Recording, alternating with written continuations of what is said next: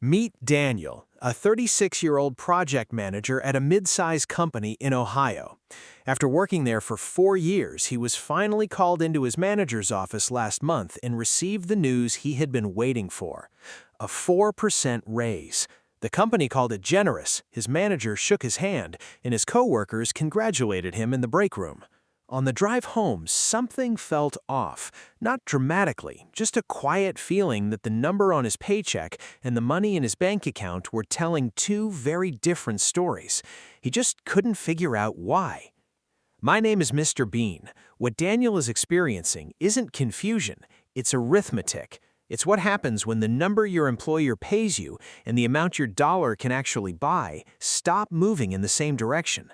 Now let's look at the most important concept in this video, one your employer understands and you probably don't. There are two types of wages: nominal wages, the dollar amount on your paycheck, and real wages, what those dollars can actually buy. Here's what happened to Daniel. His employer gave him a 4% raise. In nominal terms, the dollar amount on his paycheck, he is earning more than he did last year. That part is true. That part is real. But from April 2025 to April 2026, wages rose 3.6%, while inflation was 3.8%. Since wages grew 0.2 percentage points slower than inflation, Daniel's purchasing power actually fell. In real terms, what his money can actually buy, he took a pay cut. Read that again.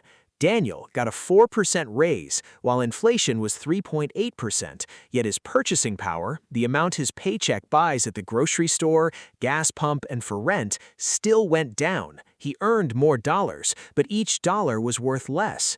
This is called the money illusion, one of the oldest and most effective psychological traps in economics.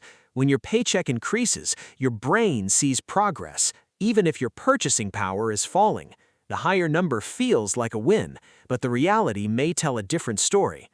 Now it gets more complicated and more frustrating. Inflation outpacing wages is only one reason your paycheck feels smaller each month. There are 4 more reasons, and most people don't even realize they exist. Thief number 1, inflation. As we just saw, wages grew 3.6% while prices rose 3.8%. The difference may seem small, but it isn't zero, and it compounds year after year. Thief number 2, bracket creep. When a raise pushes you into a higher tax bracket, a larger share of your income can go to taxes without any new tax law, vote, or permission from you. Here's what bracket creep looks like in real numbers. Daniel's 4% raise increases his income from $70,000 to $72,800, a gain of $2,800 on paper. But because part of that income falls into a higher tax bracket, his actual after-tax increase is closer to $1,900. Thief number 3, lifestyle creep. As your paycheck grows, your spending often grows too. A nicer restaurant, an extra subscription, or a car upgrade justified by an affordable monthly payment. Research shows that for every extra dollar earned, the average American spends about 80 cents within 6 months, not because they're irresponsible, but because the financial system is designed to absorb that extra income before they even notice it. Thief number 4, subscription inflation. The average American household now spends about $219 a month on subscriptions, up from $86 in 2018, a 155% increase in 8 years. Most households also underestimate their subscription costs by roughly 2.5 times. Thief number 5, hidden inflation. Official inflation figures are averages, but the expenses that matter most for many middle-class families, housing, healthcare, and childcare, have often risen much faster than the headline inflation rate. Now put all 5 together for Daniel. His 4% raise added $2,800 to his annual salary, but after inflation, bracket creep, lifestyle creep, rising subscription costs, and higher housing and healthcare expenses, his net real gain is about -$640. Despite the raise, he is actually worse off than before. Now here's what makes this genuinely unfair. These 5 thieves don't affect everyone equally. Higher income households are seeing their incomes grow faster, while wage growth for lower and middle class households has struggled to keep up. In New Jersey, wages rose 12.7%, but real purchasing power fell 7%. In Rhode Island, a 12.9% raise translated into a 6.9% real decline. In Maryland, wages increased 14.7%, while purchasing power dropped 5.4%. Different numbers, same result. People ended up moving backwards. And here's the cognitive trap that makes it even harder to escape. A 5% raise feels like progress when inflation is 5.8%, and your brain treats it that way. But in reality, it's a 0.8% pay cut in purchasing power, and you celebrated it. Okay, Daniel now understands what's happening. The real question is what he can do about it.